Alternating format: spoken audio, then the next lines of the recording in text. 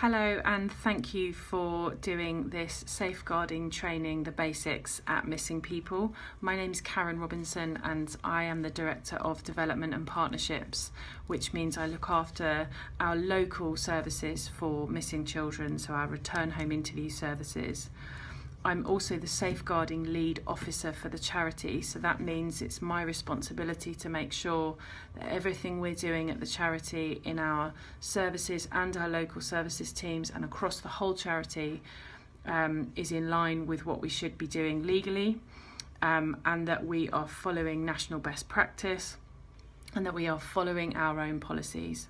But I thought I'd just give you a summary of what we mean by safeguarding and what we do about safeguarding at Missing People, because it's really at the heart of what we do as a charity, is about providing spaces for people to be safer. Safeguarding is about the systems and processes and people and decisions that you have in place to keep vulnerable people safe, safer than they were before they interacted with your service. It doesn't always mean that you make decisions for people. People still have choices that they make, and as you know, we are a non-judgmental organisation led by the people that we serve. But there are times when we have to make decisions and take action to keep somebody safe.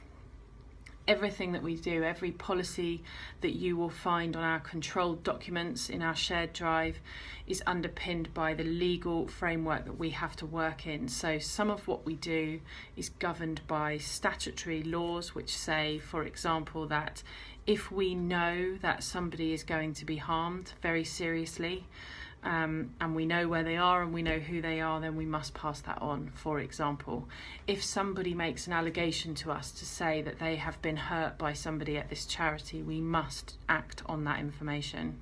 And we have to have certain systems in place that are governed by laws that say, for example, we must have a nominated safeguarding lead at the charity. That person's role is to make sure that we are following our policies and procedures, that they're in line with legislation, and report back to the board of the organisation what we're doing. So whatever team you're in, whatever your role is, if you're a staff member or a volunteer, you need to have a look through our safeguarding policies and procedures. And what this training is going to do is make sure that you understand the very basic, simple things that you need to know, whatever team you're in case you become concerned about somebody's welfare, or if somebody makes an allegation to you about somebody at the charity, or if you want to challenge decision making at the charity.